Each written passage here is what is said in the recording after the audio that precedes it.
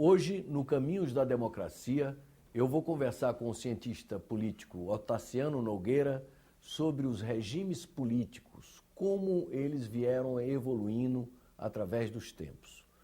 Professor Otaciano, como era que as sociedades antigas se organizavam, como é que foram os primeiros sistemas políticos e como é que eles evoluíram no curso da história?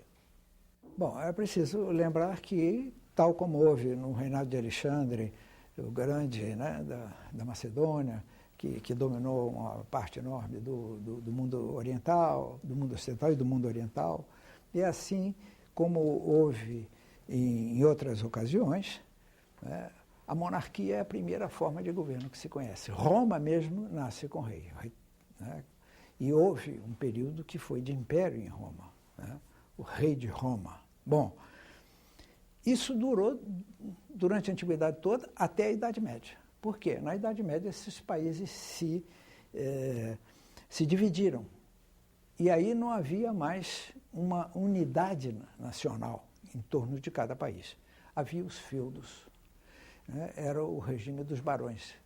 É como se fossem pequenos reinos que, com o tempo, se unificaram. A França foi assim, a Inglaterra foi assim, a Alemanha foi assim, né?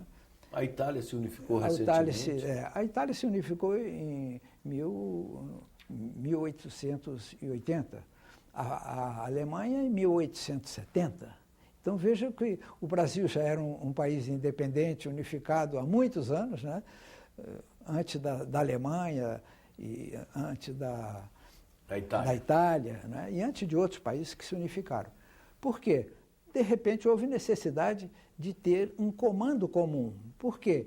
Os feudos que se enfrentavam, os senhores feudais que se enfrentavam, ameaçavam por fim, né, aqueles feudos que eles iam incorporando, desapareciam.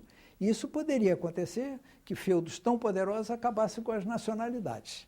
Por isso houve necessidade de se estabelecer um poder único, central, etc., que é o surgimento das monarquias, né? Até a Igreja adotou esse sistema, né? O Papa é o monarca do Estado do Vaticano, embora como Estado só existe a partir do Tratado de Latrão de 1929.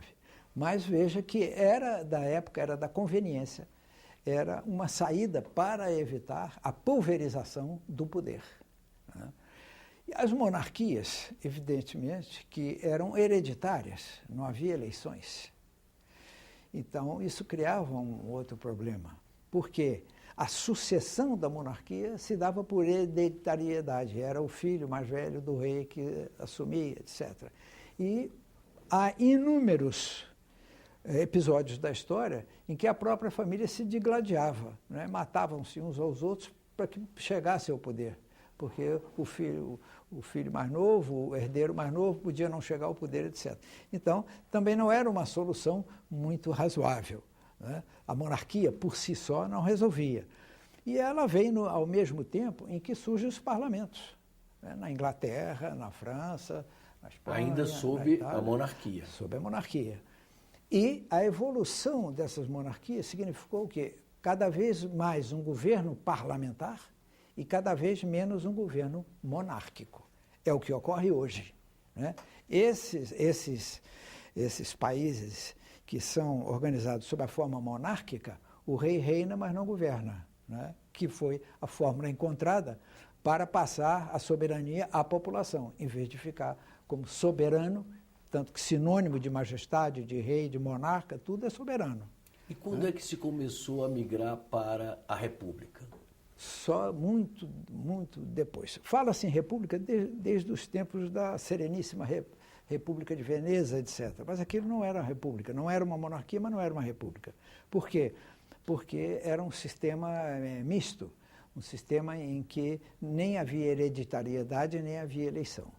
Bom, mas essa não é a república que nós temos hoje, não tem nada a ver com a nossa república. Isso começou, na realidade, a se consubstanciar, a se firmar no mundo a partir da independência dos Estados Unidos. Por quê? Até lá, né, nos monarcas europeus, eles continuavam governando. Na Inglaterra, evidentemente que o monarca foi sofrendo uma série de restrições, de 1215 com a Carta Magna, de 1689 com o Bill of Rights e assim por diante, né? Com o Long Parliament, que era o parlamento longo, porque dependia do controle do rei, isso tudo foi desaparecendo. E uma parte dessa soberania que era do soberano passou para a população. A grande contribuição que os Estados Unidos deram à história política e à história do mundo contemporâneo é que eles, embora hoje a gente se esqueça disso, criaram a primeira república dos moldes modernos, a primeira federação dos moldes modernos que nós estamos e o primeiro sistema eletivo, sistema de soberania popular que se conhece. Então foram 3 inovações feitas ao mesmo tempo, a partir da Constituição de 1776, que entrou em vigor em 1787. Bom, a partir daí, né, os soberanos foram cada vez mais figuras quase decorativas. Então, se você olhar hoje, veja, por exemplo, o caso da Espanha. O rei lá reina e não governa. Ele é chefe de Estado, ele representa o Estado, em primeiro lugar. Em segundo lugar, ele é chefe nominal das Forças Armadas e só. Ele só faz isso. Se você olhar a Inglaterra, é a mesma coisa. A Rainha Elizabeth, o que faz? Recebe os dignatários estrangeiros, faz aquele desfile com carruagem, dá um jantar, né, no Palácio de Buckingham e assim por diante. A Suécia, a mesma coisa. Né? Todas as monarquias hoje não são mais do que monarquias que eu chamo de figurativas. O rei representa o Estado e os parlamentos e os primeiros ministros representam o governo. Então, há uma separação entre Estado e governo. E como se deu esse processo de evolução até chegar ao parlamentarismo ou ao presidencialismo, que são os 2 modelos hoje mais praticados no mundo? Bom, aí nós temos que separar 2 coisas, o Estado e o governo. Né? O que significa isso? Se nós, sistemas políticos e regimes políticos, tudo isso constitui um todo. Né? Os sistemas políticos são complexos. Os sistemas de Estado, a organização do Estado é complexa e isso aí exigiu o quê? Exigiu modelos diferentes de acordo com as peculiaridades de cada país. Então, na forma de Estado, você hoje só tem 2 formas de Estado. Ou ele é unitário ou é federado.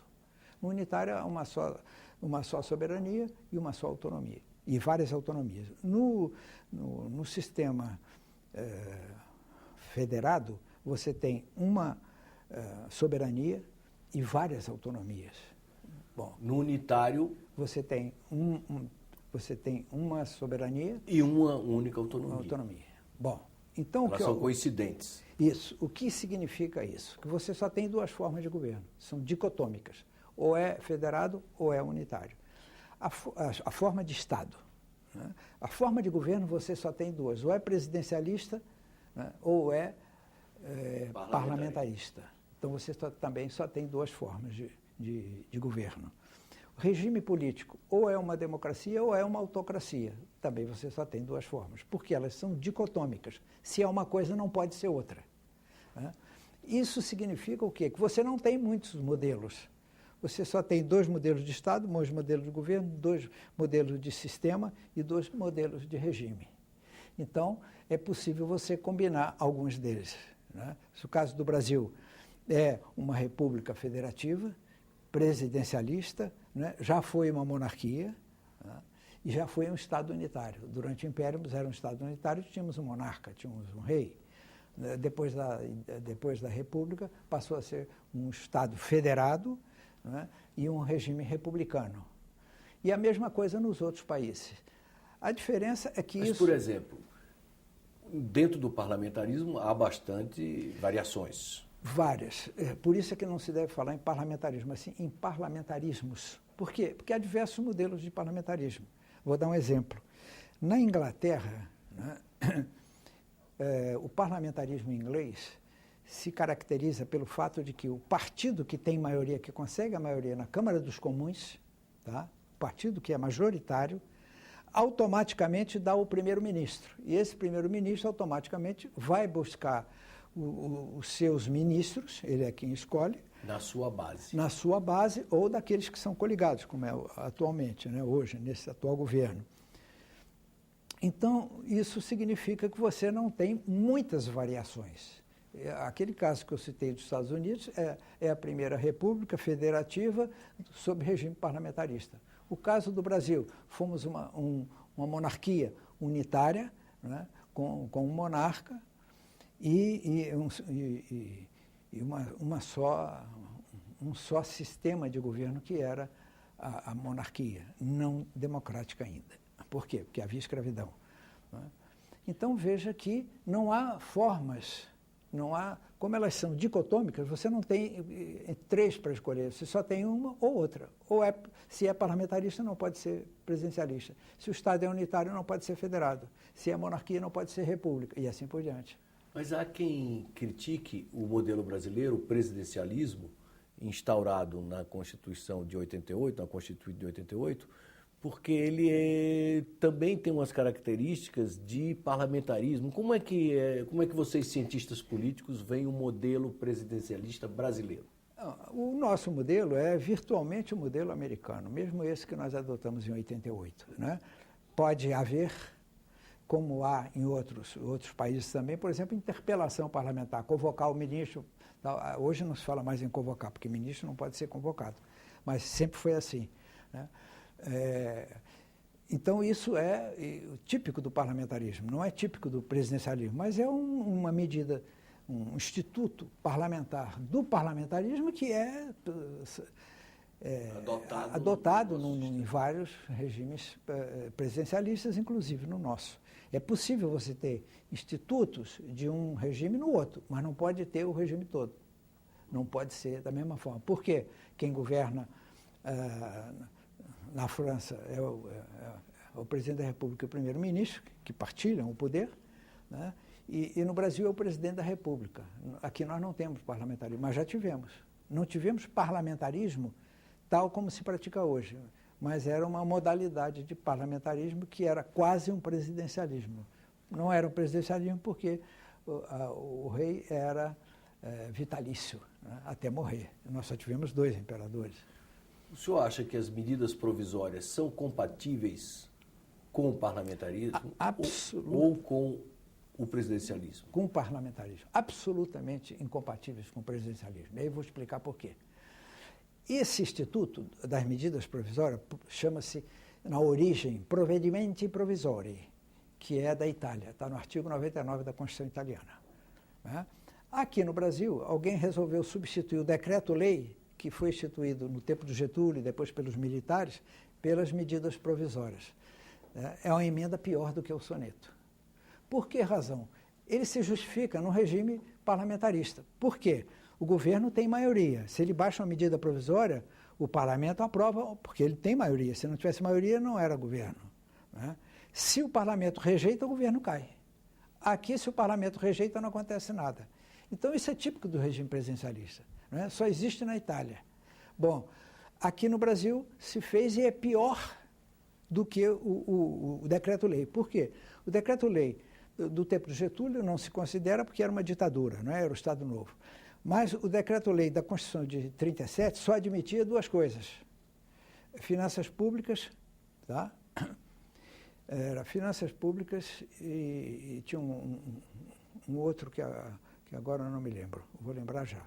Bom, ele só podia baixar decreto sobre 2 assuntos. Depois, na emenda constitucional 1 de 69, se acrescentou também a criação de cargos públicos. 3. Muito bem. A medida provisória pode tudo, praticamente. Pode praticamente tudo. E o que é pior? A emenda constitucional 32 fez algo pior ainda do que a medida provisória. Por quê? Porque até então se discriminava o que pode ser.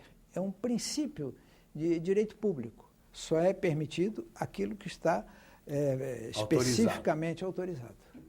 No direito privado é o contrário. Tudo que não é proibido está permitido. A emenda constitucional número 32 estabeleceu o que não pode fazer. Então, tudo mais pode fazer. É mais permissiva do que a própria medida provisória do que o decreto-lei na sua origem. Então você veja que essa é uma emenda que saiu pior do que o soneto. Professor Otaciano Nogueira, muito obrigado pela entrevista. Vocês acabam de assistir mais um episódio de Caminhos da Democracia. Até um próximo programa.